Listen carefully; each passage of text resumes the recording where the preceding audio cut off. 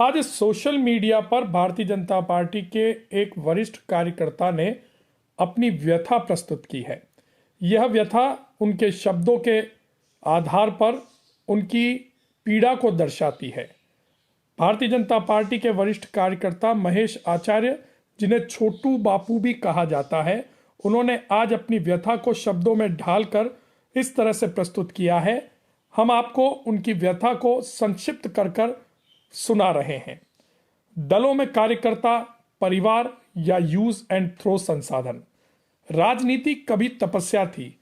राजस्थान की धरती पर ऐसे नेता रहे जिन्होंने लाठियां खाई, जेल गए, गांव-गांव संगठन खड़ा किया। कार्यकर्ता उनके लिए परिवार था और वही रिश्ता उन्हें जनता के दिलों में अमर बनाता था। लेकिन आज तस्वीर बदल रही है। चुनाव आते ही कार्यकर्ता मेरी ताकत, मेरी रीढ़, मेरा परिवार कहलाता है। चुनाव खत्म होते ही उसी रीढ़ को पहचानने से इनकार कर दिया जाता है। जो कार्यकर्ता वर्षों तक बिना अपेक्षा झंडा उठाता रहा, पोस्टर लगाता रहा, भीड़ जुटाता रहा, आज वही नेता के दरवाजे पर प्रवास पर है का बोर्ड पड़ता है। चुनाव के समय जिन घरों में बैठकर रणनीति बनती थी, जीत के बाद वहीं शीशे चढ़ी गाड़ियां बिना रुके निकल जाती है। क्या कार्यकर्ता अब सिर्फ खपत की वस्तु है? जरूरत पड़ी तो उपयोग करो, काम निकालो तो भूल जाओ। राजनीति में सबसे बड़ा संकट विपक्ष नहीं होता। सबसे बड़ा संकट तब होता है जब अपना ही कार्यकर्ता खुद को पराया महसूस करने लगे। पुराने दौर के नेता आज भी वर्षों पुराने कार्यकर्ताओं के घर जाते हैं, सुख दुख में साथ खड़े रहते हैं।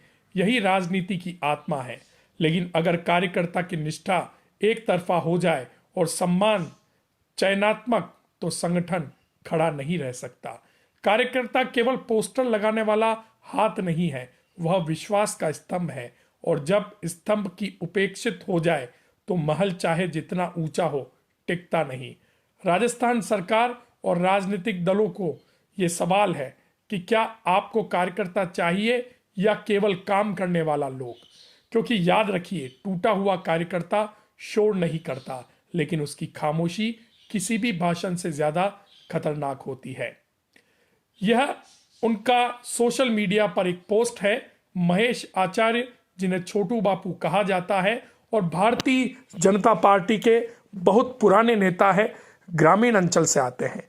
आज जब उनकी यह पोस्ट देखी तो वास्तव में कार्यकर्ता की पीड़ा नजरों के सामने आ गई।